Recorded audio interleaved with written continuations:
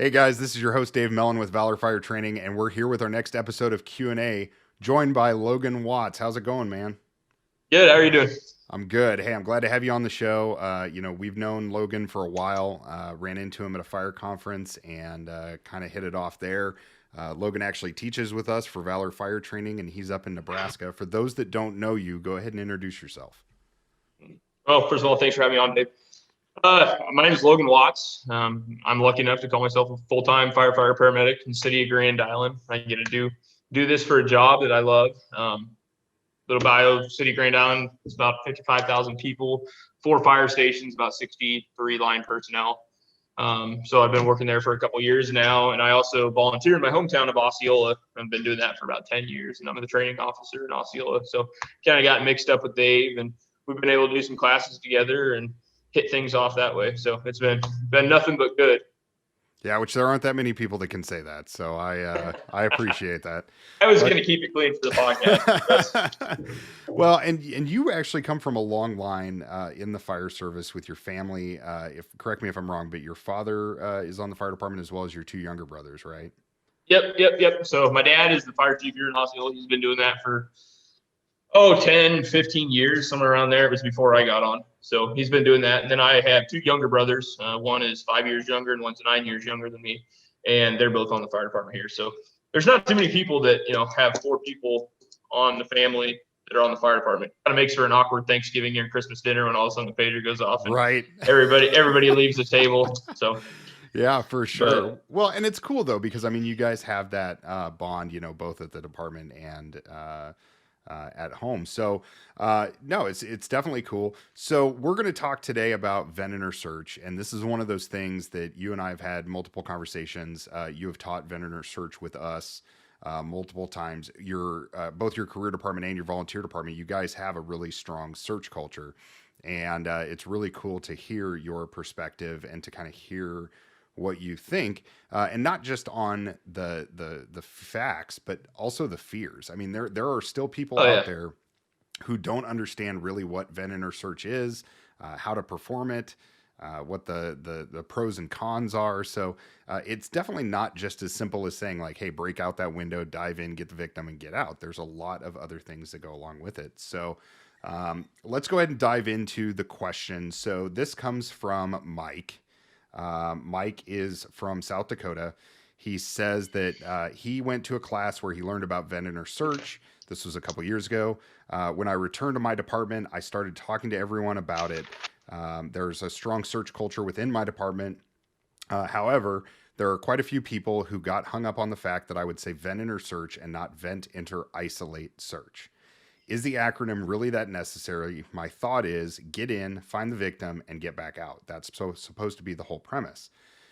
I think with Mike specifically, and this is one of the things that just grinds my gears, is, people get hung up in the fire service so much on these acronyms, right? Oh I, man, I, it's terrible. I understand it's important to isolate. There's a reason to isolate. But venting, entering, and searching are the main components of it, right? And I still go back to, I've said it in other podcasts, but if you trust me to drive a multi-million-dollar fire truck or be in charge of a multi-million-dollar fire truck, but you don't trust me to know that I need to close the door when I go in to vent, enter, search, there's bigger problems than the acronym, right? Yeah. So so let's kind of dive into it. I mean, what is your take first and foremost on the acronyms, and then we'll actually dive into Venator Search and all the stuff that comes along with that. Yeah. So the funny thing about that is the second you said that question, you started going with it, Mike taking stuff back. I feel like we all have some story at some point in time where we went to a conference and then we take it back to our department. And you have, there's 3 people on department. You have the people that are like, yeah, that's great. You have the people that just don't care. And then you have the people that, I mean, you could tell them, hey, they're telling us to put water on the fire. And they're like, no, water on the fire, that's not good. No, we're not going to do that. You just have your people that are going to be that way. And it doesn't matter what it is. So, but it sounds like, Mike, at least you're going back to a department that's progressive enough to where we're at the nitpicky point of we know we have to VES or VEIS, but we're more concerned about 1 letter or 2 letters. So, I mean, the acronyms they're important. Don't get me wrong. But I think they're more important in a PowerPoint and a learning situation. kind of just hammer home that. Like you said, it's common sense. If I go in through a window and there's fire looking down the hall and it's coming at me, I'm going to want to shut that door. I mean, that's just caveman 101. Stay away from the hot stuff. But to be able to sit and argue about that, we've all been there. It's one of those things where you might just have to bite your tongue, Mike. You know how to do it if that's the way that, it's going to be taught with just an extra letter. That might just be the way it has to be. But as long as everybody knows exactly what VES is for, is to get in, get that victim, isolate yourself, get out, make the grab. That's all there is to it. So we can sit and we can come up with 1,000 acronyms. I mean, did you do your RECO VS before your VES? And I mean, we can do this all day. Yeah, and it's so funny to me because I've gotten into that same argument multiple times over my career where we're talking about rapid intervention or firefighter maydays, and somebody goes, oh, you need to use lunar or nail or whatever acronym you can come up with. Here's the deal, dude. If I'm on fire and I'm trapped in a house, I'm not going to sit there and go, okay, step 1, I got to say this. Step 2, I got to say that. I know the important information that I need to get out, and I'm going to yell that over the radio and hope to God that somebody hears me. And if they don't hear me, I know the steps that I need to do, as far as hitting my emergency button or switching to the main channel, whatever it is. That I can't imagine that acronym, aside from being a training point, has ever been implemented during an actual emergency. And somebody sat there and thought, okay, name, assignment, location, emergency. They spit out the information because they know what they need to say.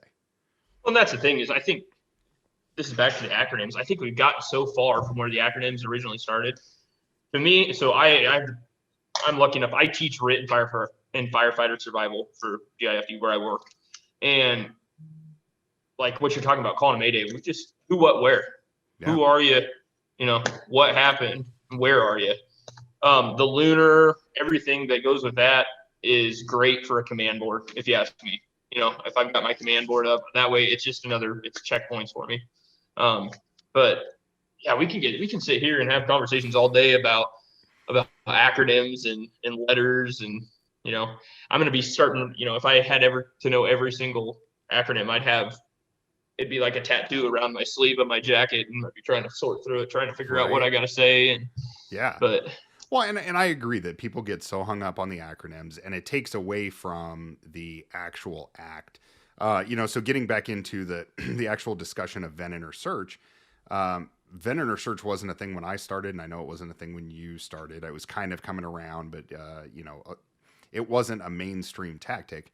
And now more than ever, people are implementing that and they're using it and it's working. Right. And absolutely. We have the data to kind of talk about. So you looked up some stuff. Why don't you talk about the data that you found? Yeah. So this morning I jumped on Fire Rescue Survey, which if you guys aren't using that, that's a huge miss for you. I mean, it's a free website. You got to get on. Brian Brush does an awesome job of managing that. You can go on and pull up the data. And I mean, it breaks it down from time of day to how many people were involved in the rescue, to where the person was located, to, all the nuts and bolts of what we need to know. So just some of the quick stats that I looked at, using this 292 rescues is the number that was submitted here. 43% of those rescues came from the bedroom, 14 came from the family room, 21% other, I'd assume like a mud room, garage maybe, 10% from a hallway, 7% from a kitchen, 5% from a bathroom. So I took that one step further and I combined bedroom, hallway, and bathroom stats. So if we think about VES and we think about like our building construction, those are usually places that we can access very, very easily from an exterior window, correct? Yep. So if I come in through a bedroom, I open the door, I check that hallway. If I'm in a VES, and I go in and I open that door to check my hallway and I see someone out in the hallway, am I just going to shut the door and ignore them because, well, I'm being taught that I can't leave this room once I come in through this window? No, you're not going to do that. You're going to go out to the hallway. You're going to pull them back into that safe space and make the rescue from there. So took all those numbers, you put them together, and that comes out to 171 rescues came from those three rooms, from bedroom, hallway, bathroom. So that's a 58% opportunity that we can grab these victims with a VES. So that to me is, I mean, that's over half. And if anybody said anything to you, in your daily life, if, hey, this is something that you're going to have to face half the time, that's something we'd want to spend some time on. Yeah. And it's much more than, like you said, break the window, crawl in there, isolate, search the room, go back out. You and I were kind of talking before. VES is it gets this acronym, and people always want to do when we teach classes. They're like, hey, can we go over vent enter search? And we've talked vent enter search can be a whole week class, because you look at, like, it's a huge skill that takes all these small components. You got to have situational awareness. You have to know what your building construction is. You have to be proficient at ladders, at throwing your ladders. Your physical conditioning has to be up. You have to know, hand tools. What am I taking? Am I taking the New York hook? Am I taking my tick, flashlight? What all do I need for this? And then you have to be proficient in search. So, I mean, that's the number one goal of it, right? Is get in, find the person, and get out. So we have to be proficient at search. We have to be proficient at drags, getting him to the window, getting him out of the window. So your victim removal, and then having the mental ability to complete the job and stay in that mindset. Don't let your Ooda Loop reset, and go from there. Because just that list I read off, if we're not good at 2 or 3 of those things, or even one of those things, it can derail that whole operation. Yeah. And as you were talking, I was actually looking at the firefighter rescue survey and kind of following along with the numbers. And, and it is so cool because you can use that data to kind of drive where you're going to be training. Are we going to train on movement? Are we going to train on the actual process of breaking out the windows? Which tool do I prefer? A lot of people don't have New York roof hooks, so it's not an option for them. So the first time that you find out that the flexi pike pole doesn't really work that great, I don't want that to be on your first fire where you're going to try and go do a vent enter search. So yeah, I mean, it's awesome to be able to see all of that analytical data that we can use as training staff or company officers or even back end firefighters to be able to train on that stuff. So how do you guys do, like up in Nebraska, how do you guys do vent enter search? Where have you seen it be implemented? And how were the results that you noticed? So one of the biggest things is vent enter search. It's targeted, obviously, right? So we have to have a generalized idea. We have to have a generalized understanding of building. So you can look at it from the career side and the volunteer side. Honestly, the only difference is one of them's usually going to get there faster because, we're in quarters. But to me, vent enter, and we talk about this when we teach classes, vent enter search should be a bread and butter skill of all volunteer departments, or all departments for that matter, that have a delayed response time. We talk about how fires are burning hotter and faster. One of the things that people are constantly throwing around that I'm not a huge fan about is survivability profiling. So we have all this stuff, and we have volunteer departments or places. I mean, there's career departments that we have longer response times to places, to where we might have a house that is reportedly fully involved when we get there, and you do your 360 and you get around to the Charlie side and you have light smoke out windows. So that's tenable space for us. So from like a department size where you're not necessarily getting there where you can go in through the front door and do a good primary search, the vent enter search is huge, because think about your time of day.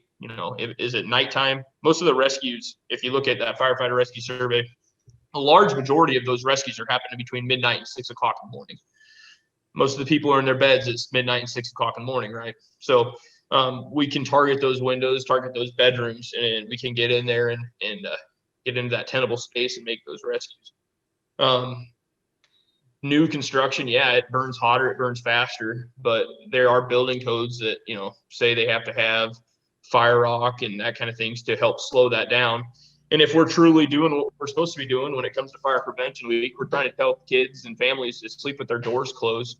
Yep. That we ask them to make that promise to us, but if we're not willing to make that promise that we're going to go in through that window into that space and get them out, I don't know what the point of telling them to shut their door is. Right. Well, and that's, you bring up such a great point. And I knew that this conversation was going to kind of angle that way because we've had this conversation before and I know where you stand on it. But yeah, I mean, we are asking the public to change how they live, right? We ask them to make their kids learn that it's okay to keep the door closed and that it's not scary to keep the door closed. I struggled with my own 2 kids. They don't, Dad, I don't want to close the door. It's scary. And I said, well, but here's the deal. Let me show you some pictures. Here's a room that caught on fire that didn't have the door closed, and here's the room that did catch on fire. And if something happens, we will come get you, right? Like either mom or I are going to come get you, or the firefighters are going to come to the window.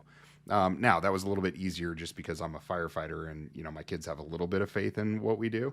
But the general public, we've had them start teaching their kids, and they themselves have started shutting their doors. And then the vent enter search thing.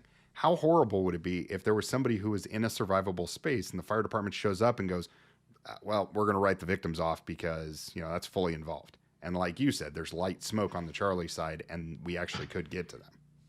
Yeah.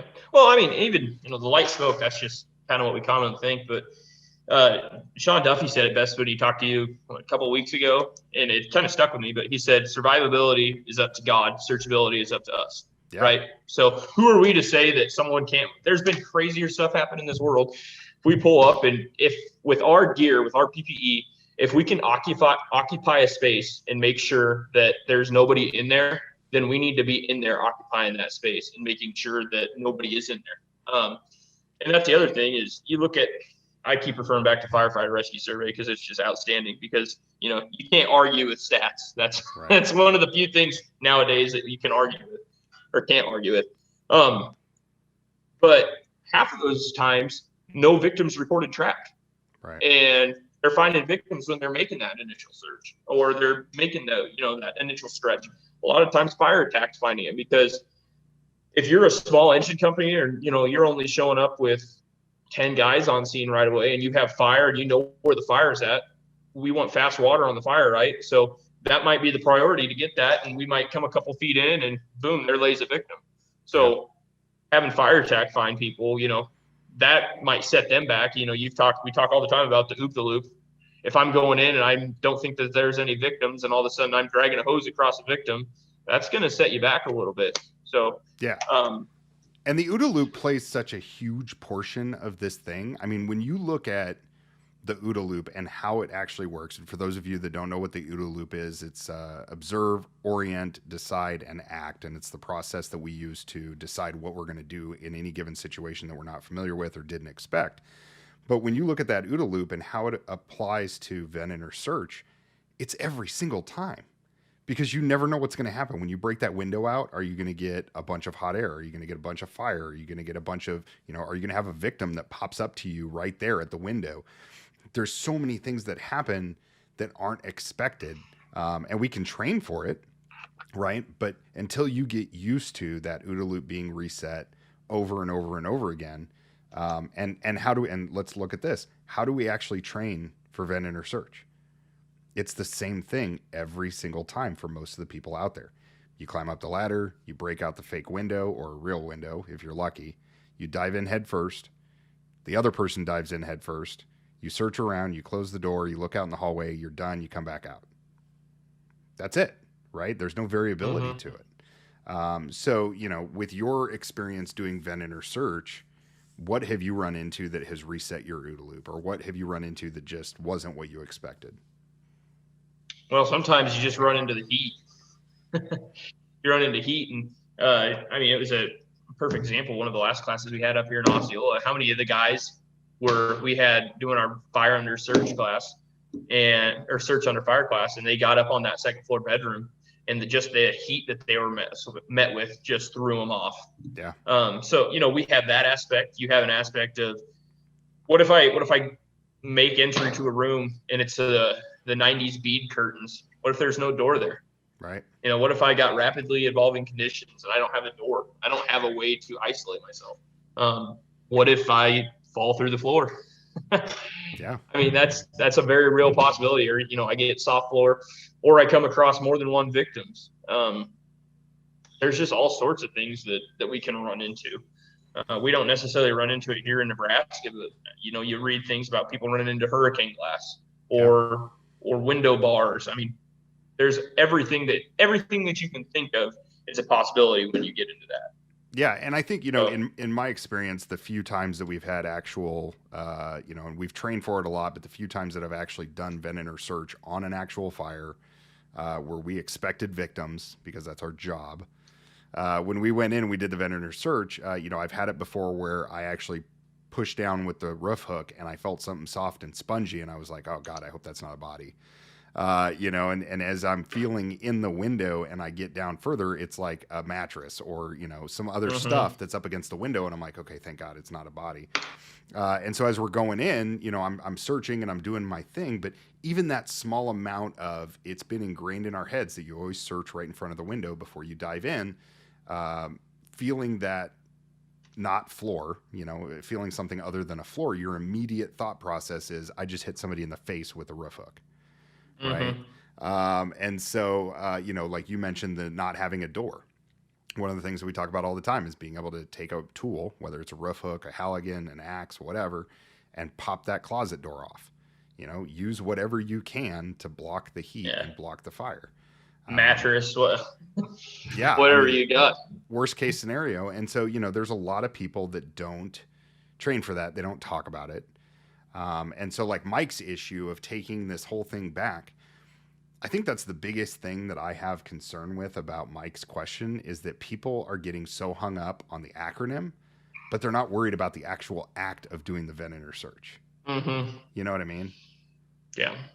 I mean, and that's everything. I mean, you're always going to run into people that they may be your best friends, but they're going to differ in opinion. And sometimes it's just because they want to have a different opinion than you, or because the way that they learned it, they feel is the only way.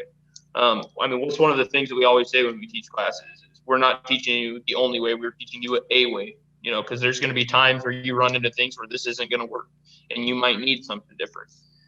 So it just comes back to, we need to be open-minded as firefighters and as professionals to not just bag on these guys when they come back from classes and get hung up over something tiny like that. I mean, that's you can't even call that constructive criticism, because I mean, it's just, that's a coffee table argument, sitting around. Well, there's an eye in there. Okay, that's fine. Yeah. And I'm totally okay with that. Like, hey, okay, cool. There's an eye in there. Right. So let's talk about the eye. Let's talk about how to isolate, what do you do if you're missing a door? I can tell you right now, like just right behind me in the video, for those of you that are listening on the podcast, you can't see this, but the bathroom door is thinner than the door coming into the bedroom, right? Or the office. So when I'm looking at that door, I'm going, okay, well, I can pry that door off and it'll buy me a little bit of time, but it's not going to keep all the heat and all the fire out if I needed it to. So what's my next best option? And you talk about those things. But yeah, when we discuss vendor search, and that is one of my, I guess my second thing that grinds my gears the worst, is people that will sit there and take time to argue the point of not knowing the acronym or adding extra letters or whatever they want to do. But then if you took them out to the training grounds and said, hey, let's go over vendor search, they're going to be the worst at it. They're not going to have a clue on how to do vendor search. Well, the other thing is, like, to the door, to the isolate, I don't want us to get so hung up on following all these damn acronyms that, let's say we make entry and there is the bead curtain and the sheet closet door. I mean, you have no way to do that. Are we going to totally abandon our efforts? Absolutely not. But I've been in classes where people have said, well, there's no way to isolate. You got to get out of there. It's a bad space. If I've already taken the time to break the window and get in there, it's like, I'm going to take 3-4 more seconds to check that room over. Yeah. Because essentially a vendor search, it's a primary search. It's rapid. It's fast. We're getting in there. We're targeting areas. We're trying to find places. And sometimes we miss people. And that's the ugly truth about our job in the primary search, is where it's done under such high stress and such volatile fire conditions sometimes that we're going to miss people. That's why we tell kids not to hide. If you hear firefighters, we tell them not to hide under beds, not to hide under closets. When we teach, we go over pulling clothes off of the bed into your lap and making sure that you're not missing anything in there. Because little kids, when they get scared, they want to hide. So we can't set ourselves up for failure by making sure that we hammer home, that you need to isolate, when we need to make sure that we understand, okay, once you're in that room, you've got X amount of time to get in there, get the job done, and get out. So I don't know. You can, like I said, you can sit and argue about acronyms and everything all day, but the truth of the matter is no matter what we're talking about, we just have to have a good understanding about our job, and you have to be professional, We have to take things professionally. We have to make sure that if I'm in that situation or I ever have the ability to be put in that situation, I need to know what I'm doing. Yeah, absolutely. Well, and here's the other thing too, and you teach, and I've watched you, and there's actually some videos on our Facebook page of you discussing search with a couple of the firefighters that are in our classes, and it is so cool to hear you talk about, hey, whether you're doing a vent enter search or an oriented search, when you search that bed, you're patting it, you're feeling it, you're pulling everything to you, and you're going to feel the weight of that kid or that thing falling into your lap. There are times I've never actually found a dog on a bed, but I know people who have. Um, and so, as you're pulling that stuff onto your lap, you're going to feel it. Searching underneath that bed, a lot of people use tools. I'm not a fan of it. I want to be able to use my foot or my arm so that I can feel what I'm doing. There's a lot that can be misunderstood between the end of a tool and you when you're searching where you can't see. Yeah, And absolutely. so, one of the coolest things though, and I want to touch on this real quick. How do you search cribs, Logan? Why don't you talk about that real quick? So we teach in our class. We don't have a crib, or we didn't have a crib that day, but we had a dresser. But we want to make sure that everybody knows, and it comes back to drags and that. We have these layers of heat and smoke that we're taught about from day one. So if I have a crib, those of you that have kids or have a crib, how do you get a kid into a crib? You stand up, you pick them up and over. So we don't need to be bringing those kids up into that environment. So what we teach is, stick a leg out, roll that crib into you, and scoop the backside V of that crib. Because most of the time, unless they're spider child, they're not going to stick to the top of the crib. They're going to roll to the bottom. That way, we keep our victims in a survivable space that's going to benefit them. But yeah, that was when we were doing that day. Just some of the minds that were just like, holy cow. Yeah, and a lot of it just goes back to common sense, and it made even more sense when we actually got into the search under live fire. And as those students are crawling and they're like, God, this is really hot. Well, think about the victim. They're not wearing gear. And so I actually watched as one of the victims found a victim, or one of the searchers found a victim on the bed, and they drugged that victim immediately. I mean, you only catch about a half a second of it on the video, but he immediately grabbed that victim and just dumped him onto the floor. And I asked him afterwards, I said, why did you do that? And he's like, man, time. I don't have time to sit there and try and assess them and figure out what's going on. I needed to get them out of that smoke. And so, yeah, what you were teaching was definitely spot on. Now, the other question that comes up a lot, and I want to touch on this because Mike kind of talked about having a good search culture. With vent enter search, there are those that are opposed to sending both crew members in the window, and then there are some who would only send both crew members. Where do you stand on that? I think that's got to come down to your conditions are always going to drive your tactics, right? That's one thing that we always should preach, or they should always drive your tactics. If I've got a small bedroom that's 10 by 10, I don't want two guys in there. It's like hang out by the ladder. The way we do it is first guy goes up, makes entry. Second guy will come up. He might have the tick, and he's just coaching from the door, right? So he's watching. He's able to scan. That way, if there's anything that happens inside as far as disorientation, he's like, hey, I'm back over here. If we make a decision to where we open a door and I have a victim that I see down the hallway and I can deem that space tenable, and I'm going to say, hey, I'm going to go down this hallway and grab this person. That might be the time for a second person to come in. But we don't run on too many of them. But you might have some of these houses that you bail into a room and it's a McMansion and it's a master bedroom that's bigger than my house right now. Right. It's gonna be hard to do that with one person. So that's an instance where you might have to drop a second person in. But the biggest thing that it comes down to is whatever you're gonna do, you just have to communicate your plan. So there's nothing worse than having a plan, getting into it, and then having to go, plan B, plan C, without even talking about what the hell plan B or C is. It's like on Bad Boys 2 where they're in the house at the end and he's like, go to plan B. And then they cut to him. It's like, what the hell is plan B? Yeah, what is plan B? We don't ever want to be in that situation.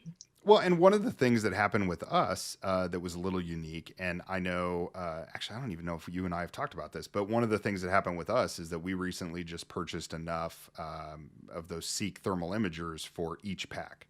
So every firefighter has their own tick, which is a situational awareness tick. It is not high resolution. It is enough to be able to see like a window and a door and maybe a person if you're lucky. But it really was a game changer for us, because now whoever's on the end of that ladder at the window is going to have the better tick, right? But the person that dives in the window, if they're going to look down the hall, they can actually take the tick and look.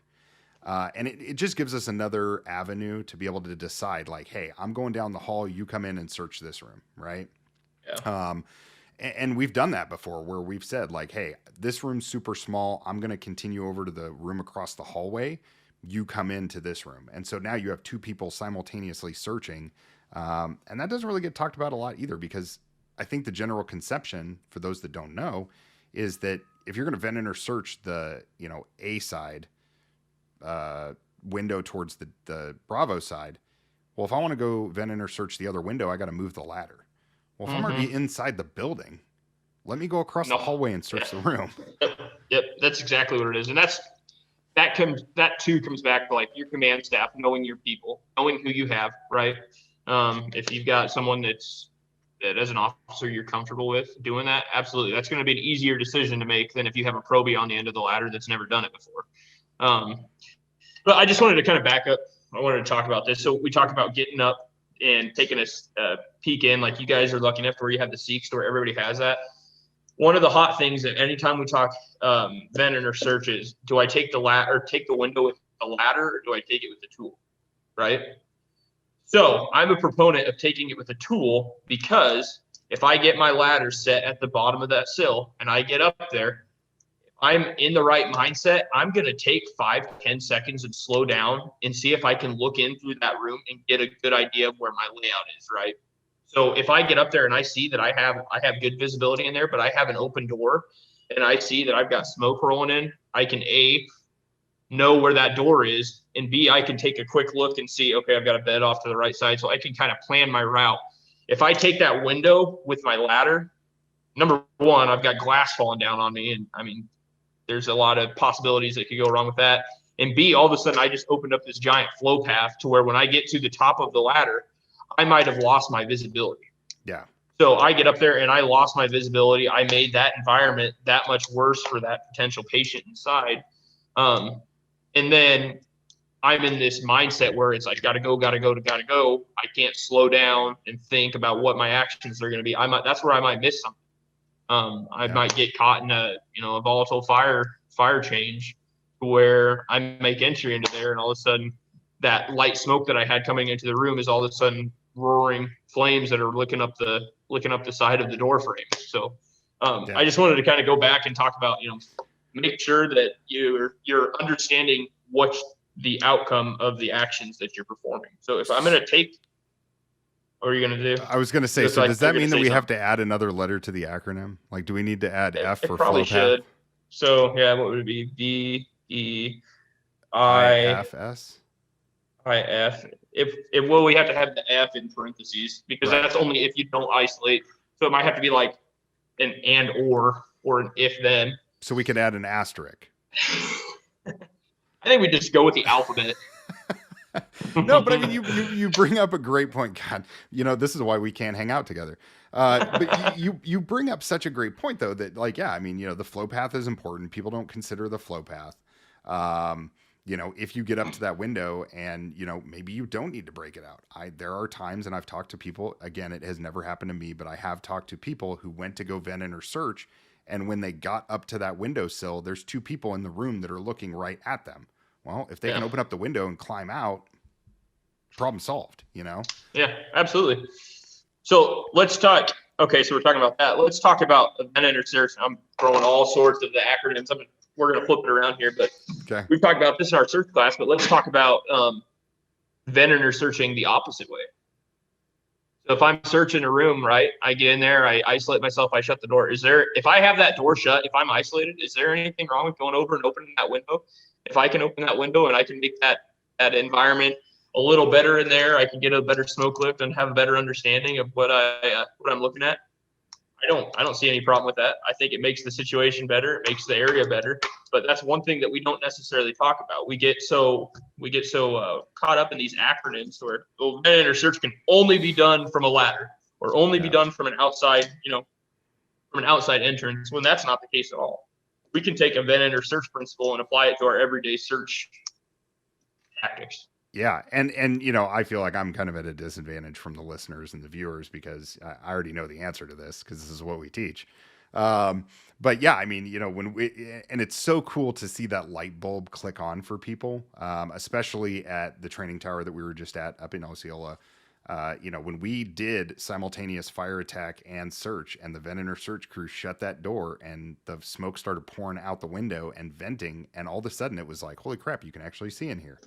And they got that lift. And yeah, we still had smoke coming through the door. We still had heat coming through the door. But it opened up so many eyes to be able to be like, holy cow, you can actually open up the window for both ways, And so then you saw the students as they were doing the oriented search part, not even the vent search, but the oriented search. They'd dive into the room, they'd shut the door, they'd crawl over, they'd pop the, obviously it's a training tower, so it's got the one big window. But they would swing that window open and, you'd see a head pop out of the smoke and then they'd look around and orient themselves and they're like, okay, pop back in. And all of a sudden the smoke starts to lift. So yeah, that is definitely something that is not talked about. What else do you think about where else can we apply the vent search tactics to everyday search? Just the biggest thing is, I'm gonna piss people off here, but the whole hose line, having a hose line conversation. And this goes back to your tactics your conditions are gonna drive your tactics. But we can start this is crazy, but we can start our primary search somewhere other than the front door. Yeah. And I mean we're isolating. We're going into a targeted area. We kind of talked about, I said, our rescues are taking place, big majority of them are taking place from midnight to 6 a.m. And what's the reason for that? People are sleeping. They may not be as understanding of what's going on in their environment. Some people, unfortunately, don't have smoke detectors in their homes. So that's a very susceptible time frame for some people. That's a high risk, high reward time frame for us too. So if there's something like that, I don't necessarily need to go in through the front door if I know the bedroom's all the way on the back side and there's a walkout patio or there's a walkout deck on the second floor. The vent search doesn't have to go through a window either. You can go through doors. And the same thing applies for fire attack. We talk about indirect attack versus, stretching through the front door and everything. Sometimes fast water on the seat of the fire, whether that's through a window or around back to the Charlie side and, one left into a room is better than trying to stretch all the way through a house. And that's just some of the concepts that we can take from a vent search. And I'm sure there's 1,000 other things that guys way smarter than me have came up with. Yeah. Well, there are definitely those that are smarter than you. Don't forget that. Lot. That doesn't take a whole lot, Dave. Dude, there's plenty of people that are smarter than me too. But I think a lot of it too, and when you talk about search, and one of the things that I'm emphatic about is the fact that the two biggest enemies of search is time and distance. And when you look at the fact that you show up on a 900-foot bungalow and you got a full engine company crew and a full truck company crew and maybe a squad that are bouncing through the front door together. Where the hell are you working that you get that right away? Okay, there are places places that happens. But that's a lot different than what you and I are used to. You and I are not used to that. And so there are times where we show up and it's like, okay, there's 5 of us, and you look around and it's like, all right, there's 3 on the engine and 2 on the medic unit, or 3 on the engine, 2 on the truck, and 2 on the ambulance. So a lot of it, the time and distance thing. Like you said, if I have a decent sized ranch, that's going to take me a long time to search. So I'm going to start where the most applicable place is probably going to lead me to a victim, which in that case, if it's in the middle of the night, is going to be a bedroom. And so, yeah, there's nothing wrong with grabbing a 14-foot roof ladder, going around to the back of the house, throwing it up on the deck, climbing up. If you have one of those overhang decks that doesn't really lead to anything, but that's a bedroom, that's great. Even better is when you walk around the back and there's stairs and you can just, go all the way up to where the bedroom goes. Yeah. So yeah, that's definitely, something that doesn't really get talked about. Well, and it's one of those things, just kind of keying off of what you said. Just because we're initiating a vent enter search doesn't mean that our motive rescue is going to change, right? You brought it up, coming to a hallway, and we might cross over into the next hallway. Our conditions, we might have our engine, we might start our vent enter search, and our engine company does a great job of getting water on the fire fast, and they've made that space more survivable, more searchable for us. We may be able to, okay, that's where that second guy can come in through the window, and we can start our vent enter search from the second floor. We can do the whole or start our search from the second floor, search that whole second floor, radio command, search of the second floor is complete, and move to the first floor. Yeah. So, I mean, just because we start with one thing doesn't mean that's how we have to end. Because very rarely has that ever happened on fire scene where you start with plan A and end at plan A. Oh, absolutely. And I was talking to a friend of mine who lives in Ontario, and the conversation that we had very briefly, and I was just completely blown away by this. He was inside of a fire. He went to go do a search. They didn't find anything in their area, but there was another crew that found a victim in a bathroom, and they chose to stay in place while they were doing fire attack, and they were communicating, with the fire attack crew. The fire attack crew said, we have a confined fire in a bedroom. They went in, put the fire out, got it taken care of. And once it was safe to get that victim out of the bathroom, they actually walked the victim down the stairs and out the front door. It's just about communication and making sure that you're interacting with the other crews and making sure you're doing what's right for the victim. Because again, we're wearing the protective stuff. They aren't. Well, and that's a perfect example of, we're talking about the acronyms, but that's a perfect example of common sense, because where's the letter for that? I mean, do we need to have a C in there now for common sense? Because if I find a victim and we're in a tenable space and it's safe, why drag them out into the nasty stuff if I can wait it out there safely with them? If, whether that's opening, if we're on the second floor, opening a window and having them hang their head out, getting them fresh air until we can get a ground ladder there, or just hanging out, sitting it out, trying to reassure, trying to calm them. As long as they're doing fine, there's no need to go dragging them through a, an ILD or IDLH environment. So we just got to use common sense. So add that to the list. Add the C to the list. So what are we up to now? VEIFSC. So no, we might have to send that in for patent. We'll get it changed in the books. But no, I agree. And I think it is so, I'm sure Mike is sitting there kind of laughing at this whole thing, but, the answer to Mike's question, unequivocally is no. I don't think that the acronyms are really that important as long as you understand how to do the actual task. The next biggest thing is for the people that are out there that are going to get so hung up on the acronym and forget about what it's there to do. Stop doing that. That's really dumb. Just stop doing that. Focus on the actual task. I don't care what you call it. There are different places that call slicers and dicers and vent enter search and, nail and lunar. They all have different names for different things. Yeah. And so don't get hung up on the name, get hung up on the actual process of it. And then the last part, and you're very emphatic about this, it's more about the victim than it is anything else. And we need to not forget that. Well, and the thing is, we've all seen videos online of people that are, guys in our profession that are standing outside of a door, struggling to put PPE on, doing all that. The whole putting the victim first, that starts way before arriving on the fire scene. That starts with your preparedness, with your, masking up, knowing your truck, knowing where your equipment's at, knowing what your job is. Everybody wants to, and when I have these conversations, everybody wants to knock on the cops for kicking in doors or breaking in windows before we get there. But most of the time, those cops that are kicking in doors and breaking in windows, we're ended up treating them for smoke inhalation because they're trying to go in and do our job for us because they get there before us. Perfect example of that is, I hope everybody knows the whole story about Eli, the 7-year-old kid from Tennessee. Yep. 7 years old, and he made a successful VES of his 22-month-old sister. 7-year-old kid. His dad broke out the window and lifted him up and in, and he went in, pulled his baby sister out, got her out of the house, and literally, I wrote down the quote what he said. When they talked to him about it, he said, "Well, Dad busted the window," and I said, "I can't do it about 2 times." And then I said, "Lift me up, I got it, Dad." So that's a 7-year-old kid understanding that he's going to put himself between the fire and his baby sister, get her out. And then all he said was, I didn't want my sister to die.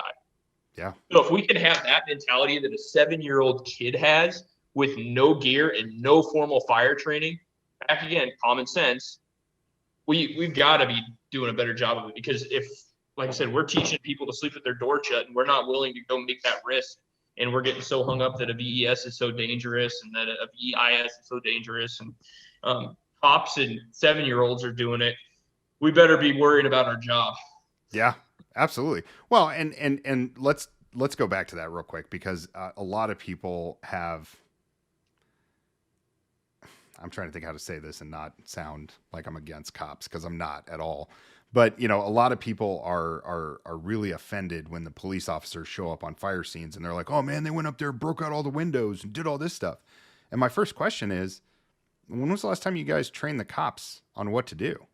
And they're like, well, what do you mean? I'm like, tell them, show them, have them come out. Like, if your department, and I understand in certain jurisdictions, this isn't going to be, you're not going to take like 6,000 police officers and put them through fire training. But in most of the jurisdictions that I know, people could do a thing where, like, for one day during the academy, during the police academy, when they hire new police officers, bring them out to the fire department and let them put on gear and let them go in and see what it's like and say, hey, listen, if you're ever confronted with this, this is why we don't want you doing these things. This is what we do want you doing. Figuring out where the victim is. If you kick the door in and the victim's right there, grab them and drag them out. But please don't go 20, 30, 40, 50 feet into the house, because now you're going to be a victim. And when you ask people that, hey, when was the last time you told the cops that? That's what you hear is silence, because they never have. Yeah. And I guess my takeaway for that is, not necessarily, that cops, they don't know what they're doing or anything like that. But most of the times when they're doing that stuff, they're doing it because there's someone inside and they took the same type of oath that we did, and they're just getting there before we do. And I can say, if I was in that situation, I had someone outside screaming at me and I'm wearing a badge for the city that I'm protecting, I can't say that I probably wouldn't make the same choice. I'd do the same exact thing, man. I would do the same. But, we get so mad at them for doing that. But what we don't realize is that they're brave enough and willing enough to take that risk with no gear. And we second guess taking that risk with gear. Right. So the biggest thing is, and on like Eli's grab that he made, we're letting cops and we're letting 7-year-olds do our job for us. We need to start stepping it up and start working on our training. Otherwise the fire service is going to look different here pretty soon. Yeah, they're going to have to order some smaller bunker gear for sure. Yeah, that's no joke. Yeah, and I love that, man. I love what you said about that. Eli's thing, I got the stickers through Brothers in Battle, and that money was donated to Eli's family. And it's true. I mean, Eli would go, and the cops go. Yeah, absolutely. And so, get rid of get rid of survivability profiling and do your job. Yeah, I mean, it's like I said, Sean Duffy said it awesome. Is the survivability, that's up to God. Searchability is up to us. We're wearing all this expensive gear and, $10,000 air packs, and, we're walking around like a juggernaut at some point in time, and we're not willing to go in and do what we said we were going to do. And we all started and swore the oath. We got to take a step back and look at ourselves, because that's, it's a dangerous job. I mean, when you get a new fire helmet, you look at the sticker, it says firefighting is an inherently dangerous job. And we all understand that. If you're here for the milk and cookies of it, I mean, you're probably not here for the right reason. But you're definitely not getting enough milk and cookies, man. That's true. Yeah. That is true. But I mean, there's going to, hopefully, whether it's, a grab or not, or a car accident or something, there's going to come a time in your career where you're going to have to make a decision that you're going to have to put your life up as collateral for somebody else's. And that's going to hopefully forever change the way that you look at things. And we stop caring about the letters and the acronyms and everything like that. So it's all common sense. If we can get to the point where, all right, hey, you think it's VEIS, I think it's EIEIO. It's like, at the end of the day, let's get in, let's get them, let's get out. That's a win for the fire service. Yeah, for sure, man. I couldn't agree more. So, I think we're going to probably come out with hats and stickers. What did we come up with? VEIFSC? Well, I think we should just include all the letters so that nobody feels left out. Okay, fair enough. We can do that. So we'll have we're going to single-handedly take over the searchability training in this country. The alphabet. Yeah. Make sure you go through the alphabet before you get off the truck. Oh man. So no, I can't thank you enough for being on. If you guys are looking for some great training, I know Logan does a lot of stuff up in Nebraska. He's teaching with us with Valor Fire Training. We're going to be at a couple different conferences this year. You've always been an asset, and I know you're an asset up there to your organizations, and I can't thank you enough for being a part of ours. It's my pleasure. I mean, anytime we can go out I learn more when I teach than any other time.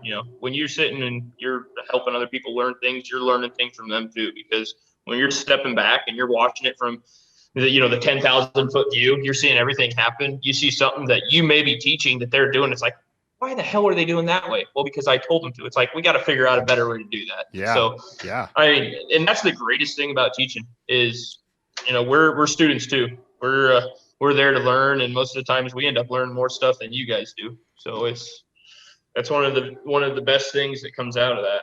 So yeah, and that was, just a quick side note, we talk about Valor Fire Training and kind of where it started and where it's going. And people ask me all the time, like, hey, Dave, what are you going to be doing in the next, 5 years with Valor Fire Training?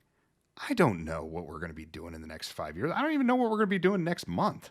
Like, I know the dates that we need to go teach stuff, but other than that, our biggest plan when we first started it, and one of the reasons why you and people like you fit in so well with the organization is that our thing was focused on getting out there and providing training. It's not about making a buck. It's not about having the flashiest stuff. It's not about, making multi-million-dollar deals. And the fire service is really unique like that. Like, there are a lot of people who work in the corporate world who find out what all the training organizations do, right? It's not just Valor Fire Training. It's all of the other people that are out there teaching. And they're like, you guys do that for how much? And you guys don't do corporate deals, and you guys don't get sponsorships. And it's like, no, we don't do any of that stuff, because that's not what it's about. So yeah, when you came to us and we had that conversation and you decided to help us teach, and we were glad to have you. Like I said, that first day, you just came to me and you were like, man, I literally have learned so much more than I put out there by the students. And it was so cool to hear. So yeah, no, it's the greatest job in the world. I mean, like I said, I'm lucky enough to where I get to do it once every third day. And, I get to come home and be with my family, and then I'm able to have my second and third family down here at the fire station in Osceola and help the people, when I'm not at work, helping the citizens of my career department. But it's an honor, it's definitely an honor to be able to do it. Yeah, for sure. For sure. All right. Well, listen, it was good talking with you. For those of you listening, thank you for listening to us on our podcast platform. You guys know that that's something that's new for us. We're kind of rocking it. We're trying to get on every single major platform, so anybody can listen to us anytime they want. And then YouTube, everybody's still watching. A couple quick things about the hot seat. People have been asking, and I just wanted to talk about it because I know Logan's going to be involved with this as well. We are working with a couple people that are sponsoring the hot seat. I can't really get into specifics right now until some things are signed and taken care of, but we have some people in the food industry. We have some people in the video industry. I think it's going to be really cool. And I think what we're going to be able to do as far as giving back to the fire service and giving back to the community is going to be awesome. So stay tuned for all that. For those of you that have not heard, the hot seat is kind of like Hot Ones on YouTube. Firefighters are going to be interviewed, and instructors are going to be interviewed and eat progressively hotter hot wings. It will suck for them, but it'll be great for all of us to watch. So please, please, please stay tuned for that. Until the next time we talk, take care, be safe, and we'll talk to you soon.